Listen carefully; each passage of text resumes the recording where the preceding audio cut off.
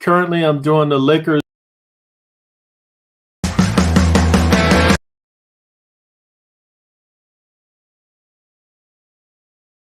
That we're closing out today. Right now we have Rodney Barnes. Hey, how you doing, sir? I was scared when I couldn't hear you for a second there. Yeah. I was like, I didn't know if it was me or you. No, that was me. And you're the writer. You're the creator and writer of Philadelphia. Yep. It is a phenomenal book, and I don't think it gets nowhere near as much hype as it should. So I'm glad you were able to come on and share your experience with that book. Thank you. But a quick history about what you do in your background. You actually work in television, yes? Yeah, television is I guess my 9 to 5 for the past 20, 25 years. Okay, and what shows will people be familiar with that you work on? My Wife and Kids, The Boondocks, Everybody Hates Chris, Marvel's Runaways, American Gods, HBO's Vinyl, off the top of Wu-Tang, an American Saga, and currently I'm doing the Lakers scripted show for HBO. Okay, and did you mention Black Lightning? Didn't do Black Lightning. Oh, you didn't do Black Lightning? Okay, I did. That wasn't me. Okay, so but it's still like a very prestigious resume there. What exactly brought you to the comic book platform? Is this your first comic book? No, I did Falcon for Marvel in 2017, and then I did Lando, Double or Nothing for Marvel and Lucasfilm in 2018, and I currently do a book, Quincredible, that I've been doing since the end of 2018, and now Philadelphia. So what is it about the medium, or which do you have a preference as to which medium you like to work in best? I mean, they all have their virtues. I think comics give you the most freedom. You certainly don't do it for the money. They take me back to a time when I guess there's some innocence of just wanting to tell a story, and in its purest form. Television and film are more collaborative dynamics where you can write the best story you think you can write, but somebody's going to have something to say about it. Okay, I see what you mean. And so, which brings me to Philadelphia. I was really fascinated about the story, the dynamics between the. Well, first, can you give us a little, a short idea as to what the story is about? I could go on and on, but I want to. Yeah, Philadelphia is about a current political state told through the prism of vampires. You have a father-son duo that's on the trail of former president, second president of the United States, John Adams, who is a vampire, and is attempting to make America great again, and by turning the downtrodden and the people who have kind of fallen through the cracks of Philadelphia into vampires to rise up and basically take over the world. Right, and I'm not even sure if that does the book justice, because actually when I read it, the way the Adams comes into the storyline with like totally, it's such a curveball the way you wrote it, and I think it shows exactly what you mean as far as that freedom that you have as a writer in comics.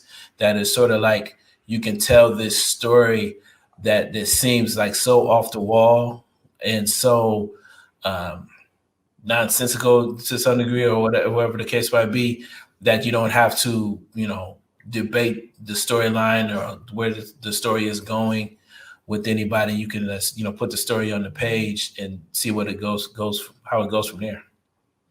Yeah, I mean, I think if you were, in fact, when I was pitching it to my artist and partner, Jason Sean Alexander, I pitched it as Hamilton meets Sanford and Son meets Dracula. And so that was the log line, I guess, and I've tried to live up to that ever since. Yeah, the father and son dynamic, which it seems to be a recurring theme in a few other books we talked about today too. Was this a person come from your personal experience, or it's something? Yeah. I didn't grow up with my father, and I was a very young father, and so I had a lot to learn because I didn't have a father. And so being able to sort of come from a cathartic place, be able to examine father-son relationships. And then I'd never really seen an authentic one in the horror genre, coming from the culture. I'd never really seen anything that felt authentic to me. I've seen a lot of great films, but that focused on the intrinsic dynamic that happens between a father and a son. I hadn't seen that before. So I figured, what they say, when you haven't seen it, why not try to do it? Yeah, I think it's such a interesting dynamic in the sense that this father figure is leading his son, through this, investigation and stuff like that. He's been able to, and I guess the way you wrote it, that his father is able to sort of mentor him in a way that he wasn't able to do, prior to this whole, vampire, epidemic that rose up. Mm-hmm. I think it's more of, when my father passed away, and we had some issues that we never really resolved. And so I always asked myself, if we had more time, would we have been able to, make things work out better? And when you're dealing with vampires, you're dealing with immortality. So time isn't an issue. Right. So what happens between the father and son in Philadelphia is, yes, they have more time, but they still have to do the work. They still have to figure out a way to reconcile their differences and hopefully move forward. Yeah, I have to commend you. My father sounded a lot. Well, he wasn't as harsh as your father, but it was like, it's something about the tone that seemed very familiar. Yes. My father is a Methodist pastor. Grew up in the South, but so it's like it was something about that character's tone that it seemed so familiar when I started reading his dialogue. It's like, okay, yeah, this is my father in a way. It's very generational too. Right. It sounds like a father from the 70s, trying to talk to somebody, a young brother in the 21st century. You're not always gonna, meet minds. Mm-hmm. Exactly. So what other books that do you have in the works? Are you planning on extending this story? Yeah, there's a spinoff. I'm reaching for it now. Nita Hall's Nightmare blog that is part of the extension of Philadelphia. Hopefully we can drop that towards the end of the year. The way Image will be the publisher again. The way Image works, got to have 3 books in the can. We've got 2.5 right now. So that'll come out. Jason and I have another book, Monarch miniseries. I'm looking at my board right now. That'll hopefully come out towards the end of the year. I'm doing a Cloak and Dagger story for Marvel. That's part of the King in Black storyline that'll drop towards the end of March. The 3rd arc of Quincredible I'm working on right now. And I've started my own publishing imprint, Zombie Love Studios, and we'll be doing Blackula. I've got the rights through MGM. Hopefully, if we can finish signing these papers towards the end of the year, and then 2 other books that'll come out from that as well. So it's a lot of stuff. All right. So listening to everything that you're working on, I'm envisioning that meme of Kermit the Frog at the typewriter. He just like his hands are Yeah, flailing. yeah, Like, yeah. You could do that with me. It'd be bigger, but it would be the same kind of. It'd be the same rhythm. It's a lot of. I was up at 4 this morning. That's why I haven't shaved. I'm doing 2 books for Dynamite as well. And so it's always a deadline someplace between that. And I haven't even gotten into TV and film. So it's a lot of stuff going on at the same time right now. as a writer, how do you keep all that straight? And you don't. I mean, I think sometimes I have a board and I have an assistant. And anxiety, the way my anxiety works is as long as I have some place to put it, it's like putting it into a story is probably the most productive place to put it, rather than some of the other places I'd probably put it. So I think it actually works in a good way. It's stressful. I mean, it's stressful always being under the deadline. I think I was listening to Joe before the session you guys were doing before me, and he was talking about he goes for a walk and he meditates and he gets up and he drinks some tea, and I'm thinking I don't do nothing. I just get up, I start writing. It's like that's probably why y'all gonna be talking about Rodney's gone, because he worked himself into an early grave. But yeah, man, it's a lot of work. I'm very, very grateful for it, and so there you go. It's interesting. I'm a graphic designer by trade, and I was on a panel in front of for young people, interns that want to get into the design field. And I said, and someone asked about how do you get out of a creative rut. And I actually mentioned to them that since I work in the newspaper industry, the deadline itself, the pressure that I'm under is actually helps me to get out of that rut. It's like, because I can't afford to stay there. Yeah, for me, it's my mortgage.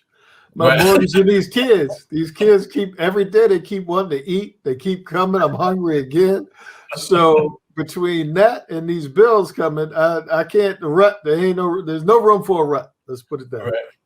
So do you have any fear of writing a bad story, or you just every story, every time I've written bad stories, but it's not just fear. I've had that fear come true. I think the whole thing is what I've found that's given me more confidence is if I give a story the time that is necessary, if I just sit with it long enough, I will end up with something that I'm proud of, satisfied with, can live with, regardless of how it's received. I know that I did my part to do the best that I could to make it the best that it could be. If I rush it, if I allow those people to say, where is it? And I hit send too early, it usually ends up as regret. So, it really gives me some semblance of confidence to know that if I put the right amount of work in, typically I end up in a good place. Okay. How do you, which of the genres, because you seem to work across a lot of different genres, which of the genres do you like the most? Horror is number one. Horror, mystery, supernatural. I try to blend. If I had like a perfect world where I could just do that for a living. I remember I was hanging out with Jordan Peele at his office not too long ago, and he had a Fangoria t-shirt on, and he just looked so calm and peaceful when he came out of his office to greet me. And I was jealous immediately. And he was like, man, I don't have to do comedy ever again. If I could just do this, I'm cool. And that's sort of how I feel about horror and mystery and supernatural. If I could just do that, I would be happy. But then again, I have, if I come up with a story for something that might not be in that genre, a cool superhero story or something that's, that speaks to me, then I could find the same pleasure in that. But just off the top of my head, horror, supernatural, mystery. What is it? because I've noticed that horror is one of the most popular genres for like a lot of Black creators right now. What is it about the horror genre that's so appealing and is able to create such, great narratives in terms of our culture? I think we haven't had a lot of it told by us. Every so often you see, well, let me go back to the past. When I was coming up, most of the Black horror stories either had to do with racism or they weren't just the story. Not to say that you can't include racism into it. I think Lovecraft Country did a fine job, but there's so many different entry points and so much territory that hasn't been mined that, we really have an opportunity, whether you're talking about from this generation, from the past, there's so many stories, there's so much that just hasn't been done. And I think it speaks to trauma. And I think anytime you get a culture that has endured as much trauma as we have, there's stories, requisite stories to go with that feel real. And when you're telling them from an intrinsic place, they land, Dracula, Frankenstein, the Wolfman, all of that came from that universal, those universal monsters all came from some fear, whether it was fear of immigration, fear of the supernatural, with Godzilla, fear of nuclear power. There was something. And I think in our culture, because, we have so much from slavery to Jim Crow, civil rights, mass incarceration, various epidemics, and, always having something to look around the corner, look over your shoulder of danger that's coming, that there's stories that you can place into that to give it context to how it feels. For me, horror has always been the stakes, life and death. Comedy doesn't necessarily have that. It's hard to feel like there's a lot of danger when everybody's laughing. And so, but in horror, you may fall in love with a protagonist, and that person that you care about and identify with, you put that person in danger, you've got everybody's attention. Mm-hmm. What is it about? I've always felt, especially with some of the horror that we've been creating lately, is that it seems to be extremely empowering compared to other genres of entertainment. Do you feel the same way? Yeah, it's a defiance that's in it. There's something in it, whether it's, I look forward to the new Candyman, but you felt it in Lovecraft Country, you feel it in a lot of different works. Get Out sort of had it. It's like you can speak to a truth and add fantasy and horror elements to it that make it so it doesn't feel like medicine. It feels like it's still entertainment, but it's entertainment that has layers and substance to it. And I think for me, that's the best kind of entertainment. Mm-hmm. We actually have a question here. Oh yeah. So how did I end up on Wu-Tang? Thank you. I'm glad you love the show. I was working on the show American Gods, and I happened to be standing in the parking lot because we were on a break.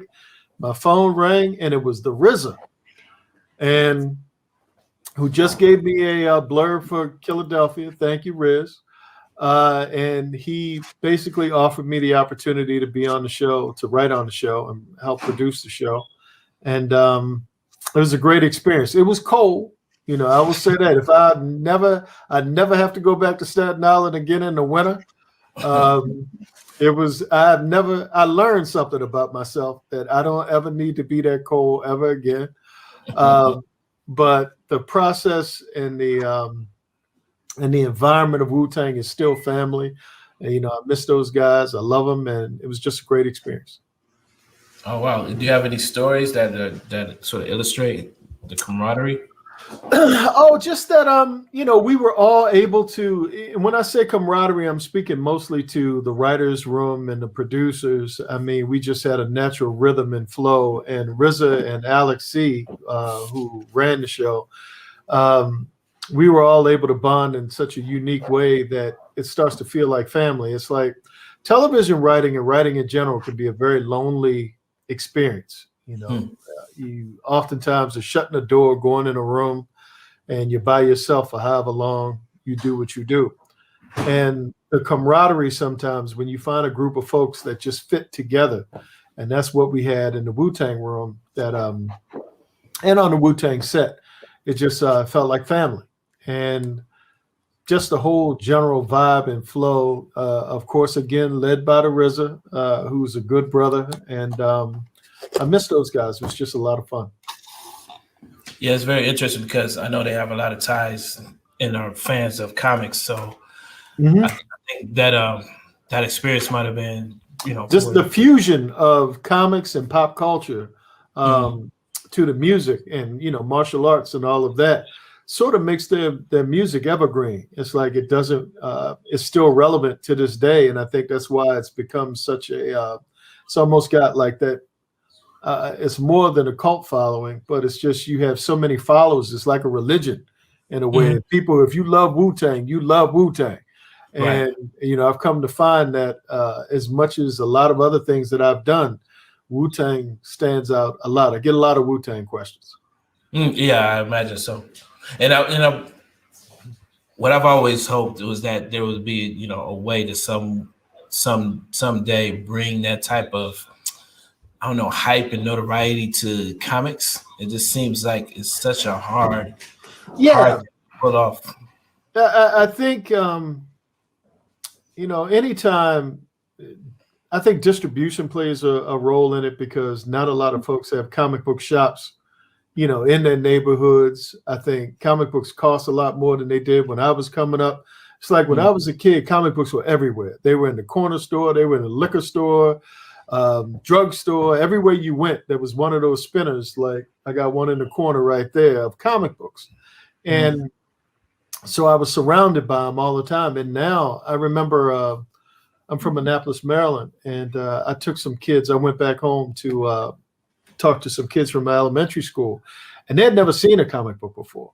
They thought comic books were like the movies that you see in the TV shows. They didn't know what a comic book was. And I think it's such a niche thing that, just the process of spending $4 or $5 for a comic book for a kid might not be the most realistic thing first. And then even if you have the money, finding a comic book shop that's close to you that you can frequent on a regular basis in order to develop a relationship. It's like most of the guys I know that love comics, it's a relationship that you make. Like every Wednesday, I go to the comic shop. I probably buy $40, $50 worth of comic books, read 3 of them, and still go back next week, even though I got a whole stack of books I haven't read yet. It's just it's something that I've just been doing for so long. I don't know if kids have that same entry point in order to be as connected to it as grown folks do. So it's hard to make it what you were saying, like Wu-Tang. The music was, if you listen to the radio back in the day, the music was free. And or you could go out and buy the CD or however you got it. And you could make that relationship there. With comics is just it's a harder road to hoe, but I do think TV and film have helped keep the characters alive. If we can present them in a qualitative way, I think it'll continue to do that. How did you it's interesting you brought up visiting a comic book shop. I was telling the last comic book shop that I visited on a regular basis, the producer of the show today, he owned it. He doesn't own it anymore, but basically, and I told him that it was like finding a church home. Like when you find a comic book shop that you go to on a regular basis, it gets to the point it's not even about the comics, it's about the community. The energy of all of it. Yeah. It is hard if you haven't grown up around it, then it's hard to, it's a culture. It's a culture with comics. Like I said, there was the initial entry point for me because, I had a convenience store that was less than a mile, maybe a quarter of a mile. I was a kid, so it seemed longer when you're a kid. But it was like right there on the corner. So when I got out from school, I could go right there and buy a bunch of comic books, and they were relatively inexpensive. I used my grass cutting money or whatever, and I had a big stack of comic books. And then when they became, we had a comic shop, I think Jeppy's Comic World. This was before he started distributing them, Diamond and all of that. Right. We could go to the store, his comic shop in the Inner Harbor in Baltimore, and that would be like a Saturday trip with me and a couple of buddies, and we would go up and we would buy comic books. But it was still connected to that same relationship of what you said, you know, seeing a comic shop where it wasn't just a spinner. The whole store was dedicated to comics and fantasy and all of this stuff. And you saw stuff that you probably wouldn't see, that you only saw in magazines everywhere. That was incredible. But it built this relationship with me emotionally that endured through good times, bad times, ups, downs. Comics were always there, you know, being able to read them, being able to now write them. But those characters and, you know, all of that were just really a huge part of my life and how I entertain myself. And I would love, even if there was some way to give them away to kids, just so that they could develop that same relationship. And it's hard too now that comics aren't really for kids in the same way. It's like they're so adult and they almost seem like advertisements for the movies that it's not the same, you know, it's not the same relationship, but it's still there to be had. And it's still, I think there's still time on the clock to be able to create some dynamic, you know, to get folks into it the same way. Yeah, it's actually started to get back into collecting comics. I've been reading most of my comics digitally. So I rarely go into a shop anymore, but I've recently, almost the last 2-3 weeks, I've been going back looking for number ones of Black creative teams, you know, people that are basically like yourself, David Walker, that basically are writing, you know, comic books, whether it's independent or for the big two. And what I'm noticing is that those books, from a collector standpoint, are extremely valuable because they're so rare. And I saw on eBay they had a Philadelphia the Matina cover for $500, and I was like, $500. I got 10 of them right behind me on the spinner rack right now. Man, I'm telling you, I saw that because I've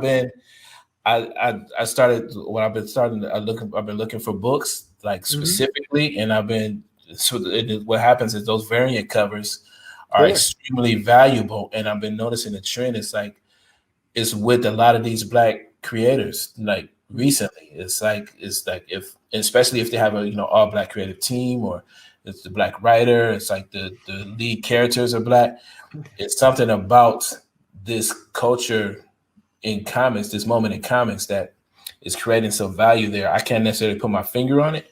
Well, they don't make very many. They don't make, you know, when you get the variants, especially if it's a hot variant by a hot writer, and they're only making 25 of them or 50 of them or however many, the scarcity, you know, is the thing that I think drives up the desire. And you even see them in the shop sometimes. They're like $20 just coming out of the box.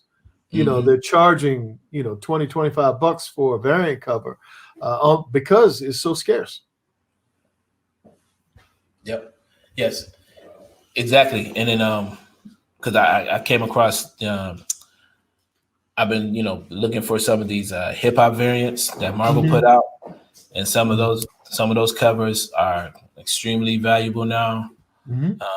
Like even some of even Bitter Root #1 is extremely valuable right now. It's just, I've been very interested in this dynamic that we have. I'm not sure even if it's by chance or by design that we have brought all this value to the comic book industry.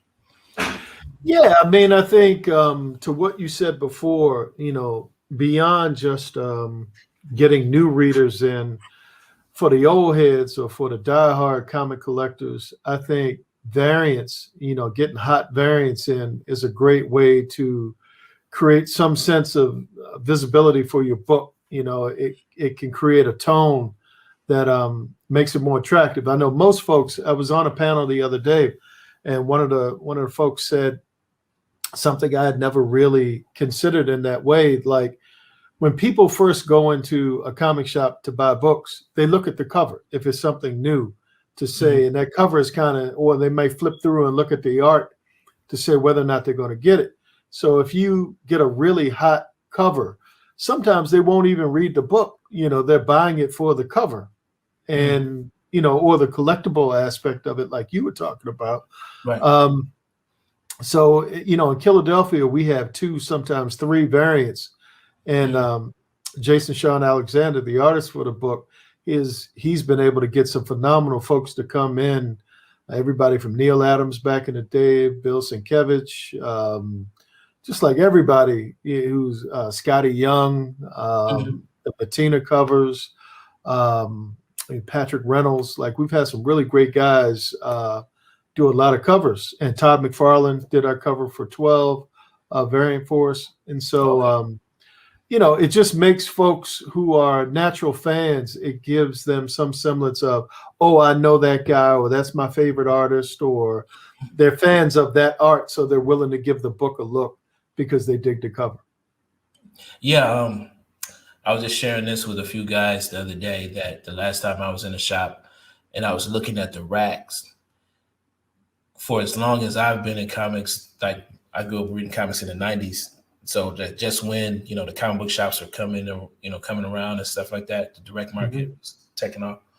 I was in this shop recently and that's like, it felt like I had seen it all before. Like I was looking at everything on all those racks and it just like, I just got really bogged down all of a sudden. Like I didn't want to pick anything up because it just seemed like I've read this before. I've seen this major event before.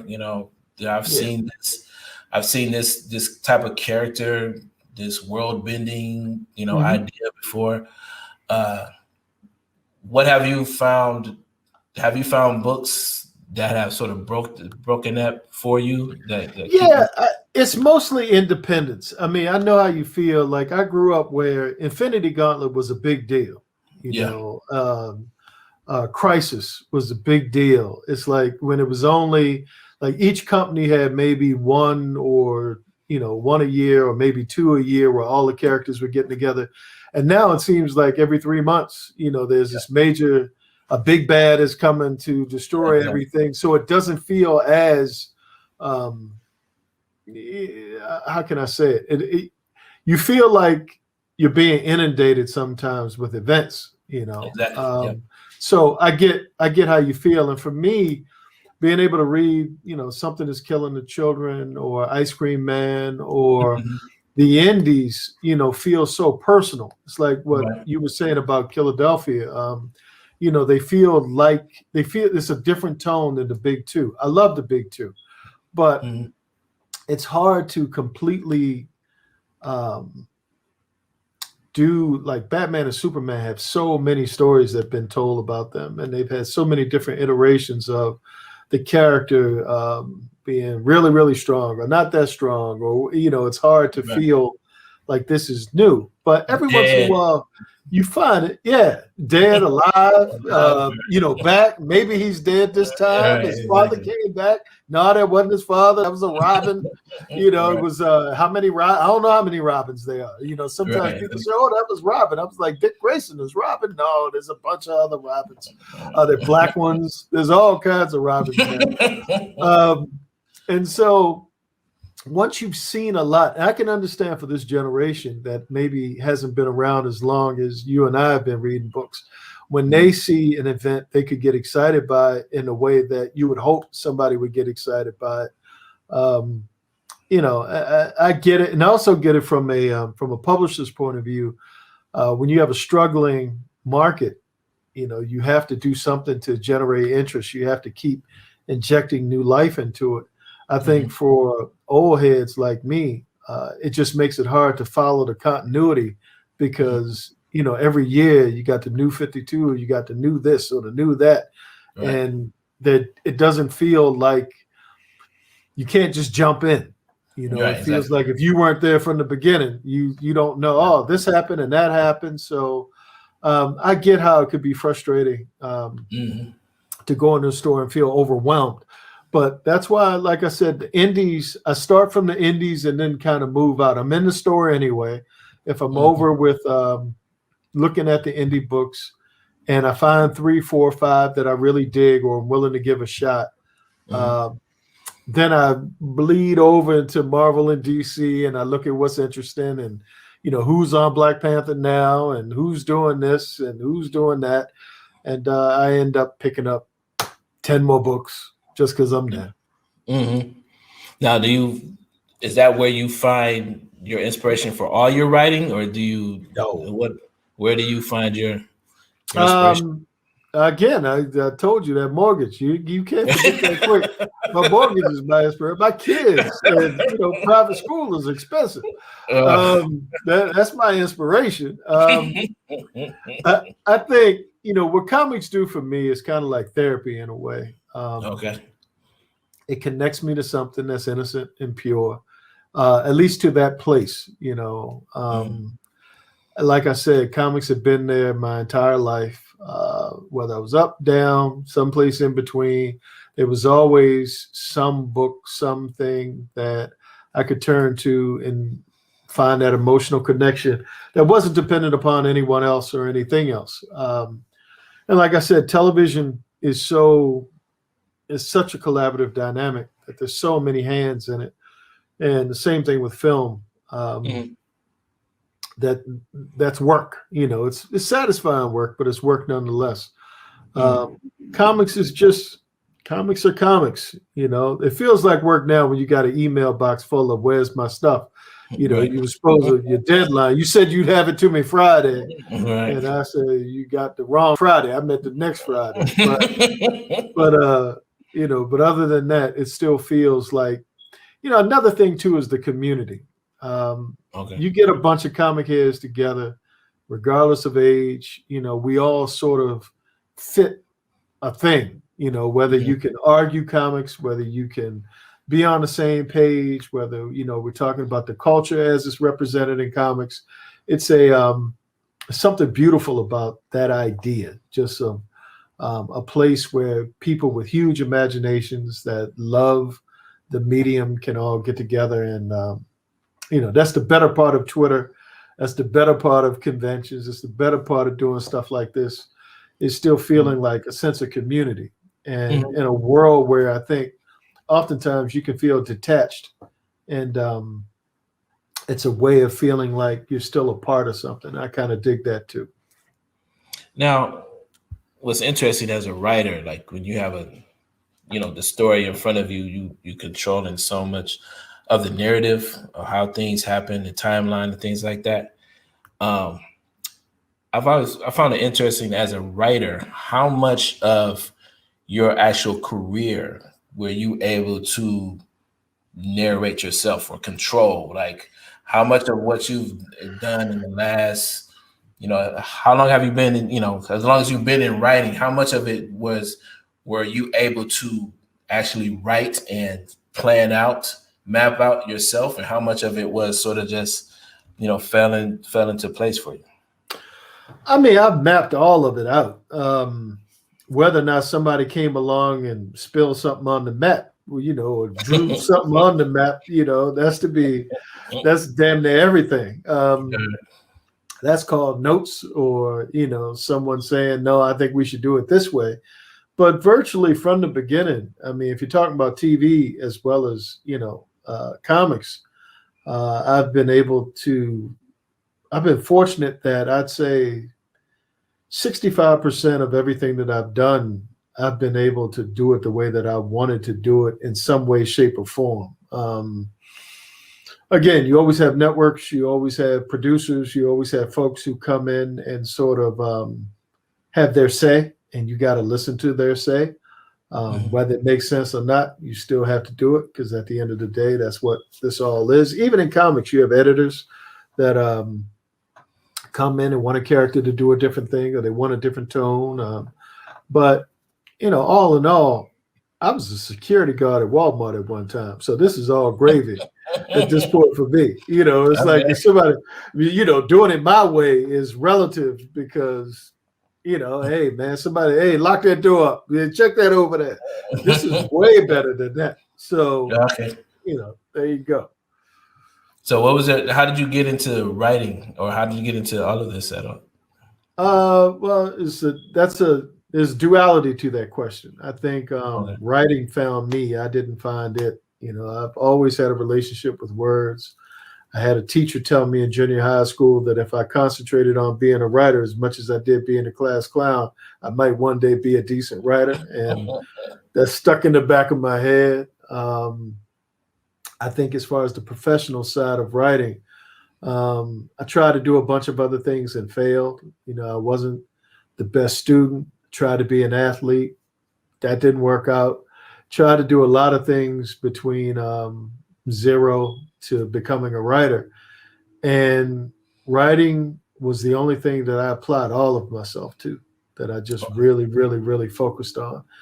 And things kind of fell in place and are still falling in place in a way that I could never imagine. And I've been very, very fortunate. And so, how did I do it? I think it's more of working hard at it, trying to always get better at it, and seemingly being fortunate enough that when opportunities came, I was ready to take advantage of the opportunity. Okay. How much of it was sort of like being in the right place at the right time, or? Oh, all of it. All of it was being in there. Sometimes I didn't even know I was in a place to say whether it was right or wrong. But as hard as many mistakes that I've made to corrupt the opportunity, not knowing what to do or not understanding the politics or not, all of that kind of stuff.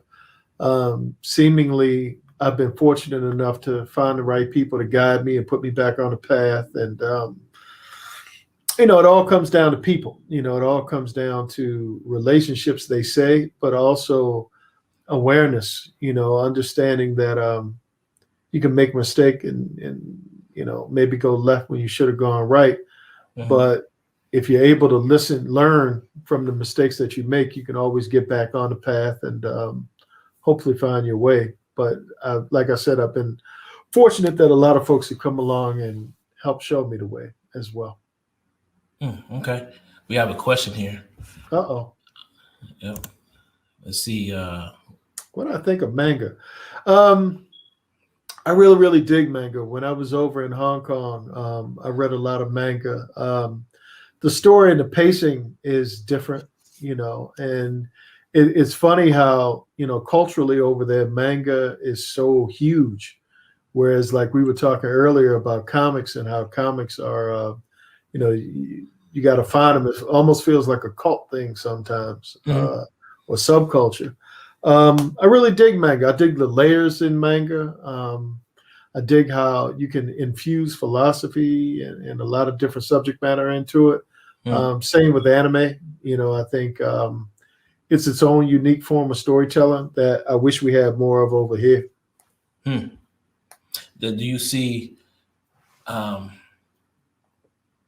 It is something about the work ethic behind manga too. How prolific manga artists and creators are. That's always kind of fascinated me about the art form. Well, I think that also plays into the success of it, is that it's always in your there's always enough of it to satisfy you. It's like with us, sometimes we're talking specifically about Black comics, I don't know if it's so dependent upon so many other factors, sometimes politically, as to how many you get, what the storyline is going to be, that type of stuff. Whereas with manga, it always feels like it's right there. It's like it's always there, and it's always whenever you're waiting for the next one, you don't have a problem. It's just they keep cranking it out. So I agree with you as far as the work ethic and just that ability to be consistent and disciplined about it. Yeah, because and I'm drawn to that because as a fan of Black indie creators and Black comic book creators, I'm actually always telling them that I don't think we are producing fast enough. I think that the demand that actually Black consumers are, demanding. I think they're looking for more content, and that idea is always verified every time a new show hits TV, like something like Lovecraft Country, and like how huge, how well it takes off. And then when I look at, okay, what are we creating on the book end? It's like we need to get more content out there. But I think there's so many other factors other than just doing it. I know a lot of content creators that are doing a lot of books. I think distribution is an issue as far as comics are concerned. But I also think when it comes to TV and film, there's so many gatekeepers. If you can imagine, I think you and I are talking about the same thing and what we want to see, but that's specific to us culturally. If you've got to go through someone else who doesn't necessarily see the same thing we see, and they got to green light that thing, and they don't necessarily get the specificity and nuance we're speaking to about our culture, then they're going to go with something that they know. They're going to go with something that feels like, okay, I understand this, so I'm going to green light that. I think it's a lot of folks out there doing a lot of great stuff, but it's so hard to push that rock up the hill to get a green light and to get it on the air. I mean, think about Lovecraft Country. You had to have Jordan Peele, J.J. Abrams. You had to have some big names attached to the thing to warrant, the thing being made. It's like if everything had to have that, it's hard just getting that type of support. It's hard to get in front of. I know Ryan Coogler's developing Bitterroot right now, and that's a recognizable name. So Lord willing, that'll get done. And I know with I've got a decent company with me in the TV adaptation of Philadelphia, and so it's all a matter of it's so many other facets that come into how a story gets made for television or gets made into a movie, especially with movies, because theaters aren't the same anymore, especially during COVID. What it costs to make a movie, streaming helps. Now Netflix, Amazon, whatever. So you probably start seeing a lot of really cool stuff come through there. But it's easier said than done. Is all I'm saying. What is, like you were speaking of your, bringing Philadelphia to, you said to TV or film? Television. There were some scenes in knowing that, because I heard that. So that I was reading, there was parts in the book and I was like, wow, I wonder, is there anything in the book when you were talking about how free the comic books are? Is there anything in the comics that you are concerned with how is going to translate to a television audience? Like, going from speaking to a comic book audience, not bringing that story to television. Is there anything that you created in the comics that you're thinking like, oh man, this is going to be, a hot topic on social media? Nothing. The thing that's worked for Philadelphia for me, and for the folks that dig it, is it's honest. It's very, very honest. It's very visceral. The emotions feel like emotions, and the subject matter feels true to what I'm trying to say. And for me, it's more of course, executing it differently. You probably won't be able to pull off as many arms and rip off as many heads and do some of that stuff in the same way. Maybe not as much, but there'll always be some. You look at The Walking Dead, they've been able to pull it off. I think for me, it's more of there's a general balance between the horror and the family stuff, the heart, the emotional stuff.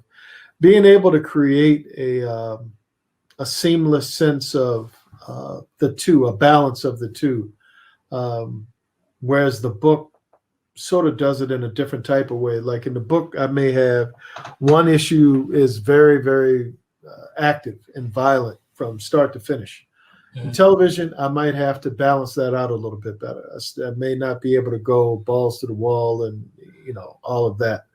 But it'll feel familiar. I mean, to the people who read the book, if they see the TV show, they'll be able to tell the relationship between the two. And so what's the spinoff about? What this spinoff? It's set in Baltimore. It's about a sister who her brother has been killed on the street, just was in the wrong place at the wrong time. And on his way to either heaven or hell, he happened to see some demons entering into Baltimore. So instead of going to his final destination, he goes back to his sister and he tells her that bad things in Baltimore are about to happen. And she creates a blog, the Nightmare blog, for people to send in their paranormal problems, hoping that they would be directly related to these demons that have invaded the city of Baltimore.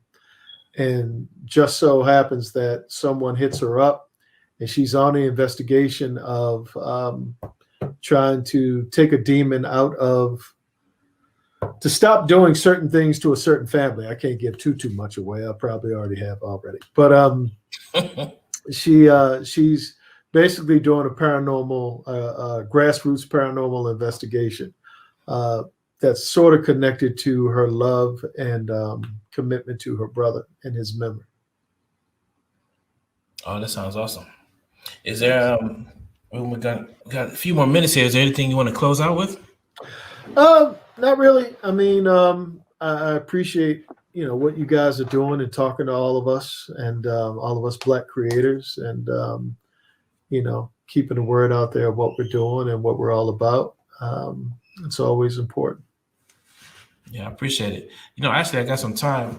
It's become a recurring theme as far as speaking to the whole idea of being, quote unquote, a Black creator.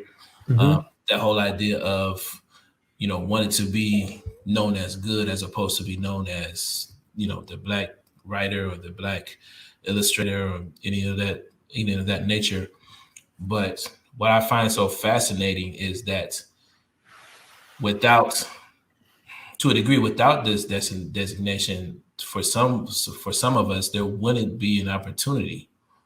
So it's this weird predicament that I see a lot of creators are in, and I just wanted to see what side of that line that you fall on. Yeah, I mean, it's I'm going to say it's a good thing across the board because you got more brothers and sisters working probably in high profile gigs and across the board than at any time that I can remember in recent history, and doing things that really feel like real things that they have a lot of say in and it feel true to the culture, which is always a good thing. I mean, for me, selfishly, I've always loved the horror genre, and to be able to be in it. If somebody says, "Oh, I want a Black horror show," if one of the networks says, "Hey, we need a Black horror show in that spot, and we need a brother to do it," I'll take it. I'll do it. Whereas 10 years, I remember, I'll tell you a quick story. So when I first got to Hollywood, I think it was in 1995. I had a version of Philadelphia that I had already put together as a movie. And I had a really high profile producer that really liked the script. And he said, "It's only one thing. Does there have to be so many Black people?" And I said, well, it was set in Compton at the time. I said, well, it's in Compton, maybe. And because, you want to sell it, you start looking for ways. Maybe there could be more police. Maybe there could be more of this, or, Compton used to be more integrated at a certain time. I could go back in history. I could do a thing. He said, no, I like the setting where it is. It's just, feels so Black. And he said, if Vampire in Brooklyn didn't make it, how would this make it? That had Eddie Murphy and Wes Craven, right. And I was thinking in that moment, how many Dracula movies have there been? Some horrible that made no money, some really, really good, some right in the middle. But with us, it was this thing of, if that movie didn't work, this wouldn't work. Mm-hmm. And it doesn't matter the storytelling, didn't matter who you got as a director, didn't matter who produced it, didn't matter anything. It just mattered that the blackness of the thing sort of was the limitation in his mind way back when. So now fast forward to where we are now, where a lot of things will probably be given an opportunity just because of the success of other things. You know, anytime, again, Jordan Peele, I think, opened the door. I think Black Panther opened the door. You know, those things were crafted so well that, you know, I think you'll probably get some things that are okay, but the things that are crafted well are the things that will keep this movement going. And if we can be the ones behind the crafting, I think this will be here to stay. Yes, sir. And I just want to add that I'm looking forward to your Blackula book. Oh, thank you. Yeah, Blackula. My mother took me to Blackula when I was a kid. She probably shouldn't have. They called CPS. I don't even know if they had CPS back then, but it was Blackula and Scream, Blackula, Scream, and it stayed with me. So to be able to be messing around with Blackula at this point in life is, you know, I look forward to it. But I'm gonna tell you, and this has crossed my mind a lot. I'm actually interested to see a Black Vampirella type of character. I think you probably could get that. I mean, I played around with the idea, and I think the thing for me was, as much as I dig Vampirella, if you look at any of my work worth looking at, I'm always so connected to the reality, the emotions, the this, the that. You know, Vampirella always felt like Hellboy to me. You know, like there was always it wasn't as grounded, you know, for me. Right. You know, it's like if somebody did what you're saying right now, I would go and see it. I'd buy the book, you know, high five to it. But as far as me, I always wanted, I think for what I do, I always need some emotion. I always need something that feels grounded to my trauma somewhere along the way. I get you. All right, I appreciate it. Again, where can fans and retailers, they can find your books pretty much? Well, you can find the books that are published through Image, you know, everywhere, either image.com, Amazon, and also your local comic shop. You can find me at the Rodney Barnes on Twitter and on Instagram. I don't think they'll let me have anybody else on Facebook, but you know, you can find me at those places. And you know, I have RodneyBarnes.com is my website, and ZombieLoveStudios.com is my website as well. So you can find me through both of them as well. All right. I appreciate your time, Rodney. Likewise, brother. All right. Thanks a lot. You're welcome. Talk to you soon. Yeah, talk to you soon. All right.